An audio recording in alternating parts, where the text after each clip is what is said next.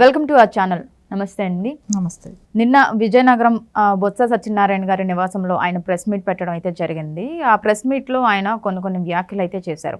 అంటే నా 30 ఏళ్ల రాజకీయ జీవితంలో ఇలాంటి పరిణామాలు ఎప్పుడు చూడలేదు, కానీ ఇప్పుడు కొత్త ప్రభుత్వం వచ్చిన తర్వాత పరిణామాలన్నీ చూస్తుంటే నాకు బాధేస్తుంది అని, ఇప్పుడు వైసీపీ కార్యాలయాలని అనవసరంగా కూల్చివేస్తున్నారు, అది అన్యాయం, వైసీపీ కార్యాలయాల్లోకి వచ్చి టీడీపీ శ్రేణులు బెదిరిస్తున్నారు అని చెప్పి కొన్ని వ్యాఖ్యలు అయితే చేశారు. దాని గురించి ఏం చెప్తారు మీరు? వాళ్ళు ఏం చేసినా కరెక్ట్. అంటే వైసీపీ గవర్నమెంట్ ఆలోచన విధానం ఎలా ఉందంటే, మేము ఏం చేసినా కరెక్టు, మీరు దాని గురించి మాట్లాడకూడదు అనే రకంగా మాట్లాడుతున్నారు. వాళ్ళు అక్రమంగా కట్టిన బిల్డింగ్లు, ఇప్పుడు మీరు మీ పార్టీ బిల్డింగ్లు కూలిపోయినాయని మీరు బాధపడుతున్నారు అక్రమంగా కట్టిన చోట, కానీ మీరు ప్రజావేదిక లాంటి ప్రజలకు పనికొచ్చేదాన్ని ప్రజల సొమ్ముది ఇదే కూల్చారు కదా. ఆ రోజు ఏమైంది? ఆ రోజు ఎందుకు బొత్స సత్యనారాయణ మాట్లాడలేదు? నువ్వు తండ్రి లాంటి వాడివి కదా జగన్మోహన్ రెడ్డికి, నీకు తండ్రి స్థానం హోదా ఇచ్చాడు కదా, నువ్వు ఎందుకు ఆ రోజు ఖండించలేకపోయావు? ఇవన్నీ నువ్వు చేసినప్పుడు ఏమో మీరు చేస్తేనేమో కరెక్టు, ఇంకా అవతల పార్టీ వాళ్ళ గురించి మాట్లాడతారు. మీరు ఎక్కడైతే ఇప్పుడు మనం చూసాం, నిన్న కూడా చూసా, ఒక ఎమ్మెల్యే, మహిళా ఎమ్మెల్యే కూడా, అంటే టీడీపీ ఎమ్మెల్యే, తను అక్రమంగా ఎక్కడైతే వైసీపీ వాళ్ళు రోడ్డు మీదకి వచ్చేసి కట్టుకున్నారు ఏంటి, ఇప్పుడు జిల్లా స్థాయి ఆఫీసులు అట్లాగే ఆక్యుపై ఉంటే మండల స్థాయి ఆఫీసులు కూడా రోడ్ల మీదకి తీసుకొచ్చేసేసి, ఆ డ్రైనేజ్ కాలువలు కూడా పూడ్చేసేసి రోడ్డు మీదకి తీసుకొచ్చి ఆఫీసులు కడితే దాన్ని అలా ఎలా వదులుతారు? సో రోడ్ల మీదకి వీళ్ళు ఆక్యుపై చేయొచ్చా? డ్రైనేజీలు కూడా క్లోజ్ చేసేయచ్చా? అది ఏదైతే జగన్మోహన్ రెడ్డి సొంత జిల్లా అయిన జిల్లాలోనే అలా జరుగుతున్నాయి అని అంటే, ఇంకా నీకు స్టేట్ మొత్తం మీద ఇంకెన్ని రకాలుగా జరుగున్నాయో చూడండి. దానికి ఆజ్యం పోసింది కూడా అవినాష్ రెడ్డి ఇలాకాల్లోనే అలాగ జరిగాయి. అంటే ఇంకా ఇవన్నీ మనం చూస్తుంటే కొద్దిగా చాలా చాలా దారుణాలుగా జరుగుతున్నాయి. అంటే వాళ్ళకి ఎక్కడ తోచిన చోటంతా వాళ్ళ ఆఫీస్ కట్టేస్తే ఏమీ చేయరా? సో నువ్వు ఎక్కడి వరకు బోర్డర్ ఉంటుంది, నీ స్థలం ఎంతవరకు అంత వరకు కట్టుకోవాలి. నువ్వు రోడ్లు ఆక్యుపై చేసేసి నువ్వు మండల ఆఫీసుల కాడ నుంచి జిల్లా ఆఫీసుల కాడ నుంచి అన్నీ ఇష్టం వచ్చినట్టు కట్టుకుంటా పోతే, నువ్వు ప్రజా స్థలంలో ప్రజలకు కేటాయించిన స్థలాల్లో మీరు కడితే అనేది ఎట్లా ఒప్పుకుంటారు? సో ఖచ్చితంగా అలాంటివి కూల్చేయాల్సిన అవసరం కూడా ఉంది. అదేమి ప్రజల కోసం కట్టింది అయితే ఓకే, దీనికి కాదు ఇంకొక దానికి అనేది. అసలు అట్లాంటివైనా కూడా ఈవేళ రేపు రోడ్డుకి అడ్డం వస్తే కొన్ని కూల్చుకుంటూ వెళ్ళి తర్వాత వేరే చోట కడుతున్నారు ఆ భవనాలైనా కూడా. సో నువ్వు రోడ్డు మీదకి తీసుకొచ్చి కట్టినవి కూడా చాలా చూస్తూనే ఉన్నాం. ఇలాంటివన్నీ కూడా ఎక్కడెక్కడ ఉన్నాయో అవన్నీ ఇంకా సెర్చ్ చేయాల్సిన అవసరం ఉంది. అవన్నీ చేసి కూడా కూలగొట్టాల్సిన అవసరం అయితే ఉంది. ఆయన అనేది ఏంటి అంటే, గత ప్రభుత్వంలో ఈ 5 ఏళ్ల పాలనలో కానీ, లేకపోతే నా 30 ఏళ్ల రాజకీయ జీవితంలో కానీ ఇలా బెదిరించడాలు, ఆఫీసులకు వచ్చి బెదిరించడాలు, ఇలా కార్యాలయాలు కూల్చడాలు నేను ఎప్పుడు చూడలేదు అని అయితే అంటున్నారు. 5 ఏళ్ళు నిద్రపోయి లేచాడా? అట్లాగే కనపడుతుంది బొత్స సత్యనారాయణకు. మాటలే రావేమో అనుకున్నాం కానీ నిద్రలో కూడా ఉన్నట్టే అనిపిస్తున్నది. సో ఆయన ఆలోచన విధానం ఆ రకంగానే ఉంది. ఈ 5 ఏళ్ళు ఎంత దుర్మార్గం జరిగింది, ఎంతమంది కార్యకర్తల్ని చంపారు, వాళ్ళని వేటకొడవలతో నడి రోడ్డు మీద చుట్టూ జనాలు చూస్తున్నప్పుడు నరికి చంపినప్పుడు ఏమయ్యాడు మాట్లాడుతున్నాడు? అంటే ఆయనకి ఆ రోజు మినిస్టర్గా ఏం చేస్తున్నావు నువ్వు 30 ఏళ్ల రాజకీయ జీవితంలో ఈ 5 సంవత్సరాల గత 2019 నుంచి 24 వరకు జరిగిన ఇప్పటి వరకు చరిత్రలో ఎక్కడా కూడా ఏ రాష్ట్రంలో కూడా జరగలేదు. అన్ని దుర్మార్గాలు ఏపీలో చూసాం ఈ గత 5 ఏళ్లలో. అట్లాంటి టైం నువ్వేం చేస్తున్నావు? ఎంతమంది కార్యకర్తల్ని చంపారు, ఎంతమంది మహిళలు అమ్మాయిలు మిస్సింగ్ అయ్యారు, ఎంత డ్రగ్స్ వచ్చాయి, ఎంత గంజాయి అమ్ముతున్నారు, ఎంత విచ్చలవిడిగా మద్యం అనేది అసలు విచ్చలవిడిగా, అంటే వాళ్ళ హెల్త్లు కూడా ఎంత రకంగా ఖరాబ్ చేయింది కూడా అందరికీ మనకు తెలిసిన విషయమే. కానీ అవన్నీ ఆ రోజు ఎందుకు ఖండించలేదు? ఈయనకు 30 ఏళ్ల రాజకీయ జీవితం అన్నాడు, 5 ఏళ్ళు నిద్రపోయినట్టున్నాడు. అంటే కొడుకు కదా జగన్మోహన్ రెడ్డి, ఆ కొడుకు ఏం చేసినా గుడ్డిగా తండ్రి కళ్ళు మూసుకున్నట్టు ధృతరాష్ట్రుడి పాత్ర పోషించాడా ఏమో అనిపిస్తుంది. అది కొంచెం కళ్ళు తెరుచుకొని ఇప్పుడైనా పాత పేపర్లు ఉంటే వెరిఫై చేసుకొని కూర్చొని చదువుకోమని చెప్పాలి. యూట్యూబ్లో ఎలాగో దొరుకుతాయి న్యూస్, అది చూసుకున్నాడంటే కొంచెం అర్థమైన తర్వాత మళ్ళీ ప్రెస్ మీట్ పెట్టి మాట్లాడితే బాగుంటుంది.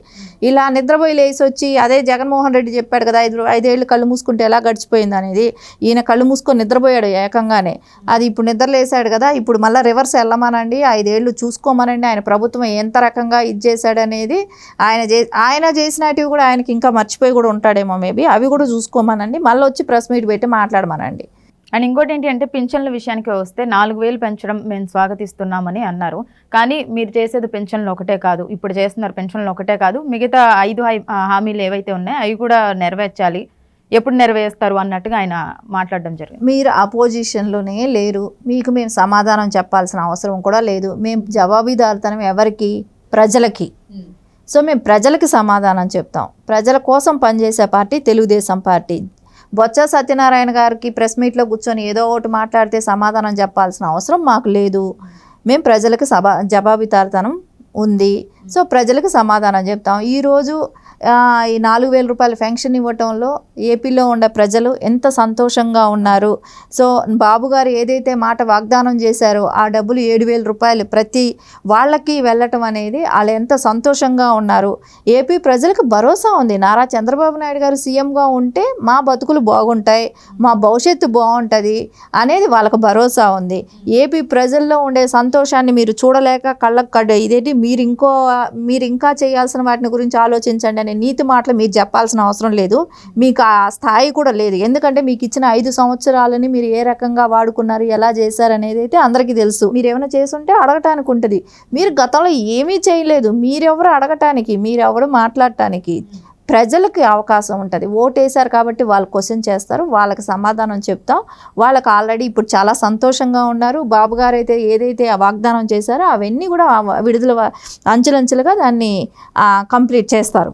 అండ్ ఈరోజు జరిగిన సభలో చంద్రబాబు నాయుడు గారు జస్ట్ సచివాలయాల్లో 1,20,000 మంది ఉన్నారు, వాళ్ళని ఉపయోగించుకుంటే అని అన్నారు. కానీ ఆ వీడియో మాత్రమే చూపించి వైకపా నేతలు ఆయనే ఒప్పుకున్నారు, 1,20,000 మంది ఉద్యోగులు ఉన్నారు, మేము ఇచ్చాము, వైకపా వాళ్ళు ఇచ్చారు అని ఆయనే ఒప్పుకున్నారని ఆయనైతే చెప్పడం జరుగుతుంది. దాని గురించి ఏమంటారు? సచివాలయంలో ఎప్పటి నుంచో ఉన్నారు కదా. వీళ్ళకి అసలు రాజకీయం కోసం ఎంత నీచానికైనా దిగజారే పార్టీ ఏదైనా ఉందంటే ఇంకా చెప్పాల్సిన పని లేదు, జగన్మోహన్ రెడ్డి అండ్ ఆ బ్యాచ్ తప్ప. కానీ ఇక్కడ అది ఎప్పుడు సచివాలయం ఉద్యోగులు అనే వాళ్ళు ఉన్నారు. వాళ్ళని వాడుకోవాల్సిన అవసరం ఉంది. దాన్ని ఎలా వాడుకోవాలి, ఏం చేయాలని చేతగాని ప్రభుత్వం గత 5 ఏళ్లుగా ఉన్నింది. వాళ్ళకి చేతగాక వాళ్ళతో ఎలాంటి పనులు చేయించుకోవాలి, ఏం చేయించుకోవాలని తెలియక ఇన్ని రోజులు వ్యవస్థలోని భ్రష్టు పట్టించారు. ఈరోజు నీతి మాటలు చెప్పడానికి మళ్ళీ స్టార్ట్ అయ్యారు. వీళ్ళు ఇప్పటికీ ఉద్యోగాలు ఇచ్చింది ఏముంది? అక్కడ గతంలో ఉన్న ఉద్యోగాలు. అదే ఆ 1,20,000 ఉద్యోగాలు మేమే ఇచ్చాము అని చంద్రబాబు నాయుడు గారు ఒప్పుకున్నారు అన్నట్టుగా వీళ్ళకి అనుకూలంగా వాళ్ళు వీడియో పాస్ చేయడం అయితే వాళ్ళకి ఇంకా వేరే పని బాటలేదు. ఎక్కడ కావాలో కట్లు వేసుకుంటారు, ప్యాచ్ చేసుకుంటారు. ఒక పెద్ద సైజు యూట్యూబ్ ఛానల్ లాంటిది సాక్షి. వాళ్ళకి కావాల్సిన చోట్ల కట్లు ఎడిటింగ్లు చేసుకుంటారు, ప్యాచప్లు చేసుకుంటారు. అది ఆ ఛానల్లో తప్ప ఇంక వేరే ఛానల్లో రావు. అలాంటి ఛానల్ న్యూస్ గురించి కూడా మనం మాట్లాడుకోవటం వేస్టే. యూనివర్సిటీల్లో ఎవరైతే వీసీలు ఉన్నారో ఆ వీసీలను కూడా టీడీపీ వాళ్ళు వచ్చి బెదిరిస్తున్నారు. ఒకవేళ ఏమైనా తప్పు ఉంటే కనుక చట్టపరంగా వాళ్ళకి చట్టపరంగా తీసుకోండి, కానీ మీరు వచ్చి బెదిరించద్దు అన్నట్టుగా బొత్స సత్యనారాయణ మాట్లాడడం అయితే జరిగింది. దాని గురించి బొత్స సత్యనారాయణ అదే చెప్తున్నాను కదా, 5 ఏళ్ళు నిద్రపోయి లేచాడు, లేచి వచ్చి కూర్చొని ఏదో మాట్లాడుతున్నాడు. కుంభకర్ణుడిలాగా 5 ఏళ్ళు ఏం చేశాడో కూడా తెలియదు కాబట్టి ఈ రోజు వచ్చి కూర్చొని మాట్లాడుతున్నాడు. అలాంటివి ఏమైనా జరుగుంటే బయట వచ్చేదే. అలాంటివి ఎక్కడా కూడా ఏమీ జరగలేదు. ఈయన వాంటెడ్లీ ఏదో ఒకటి తెలుగుదేశం పార్టీ మీద బురద జల్లే ప్రయత్నాలు చేస్తున్నాడు.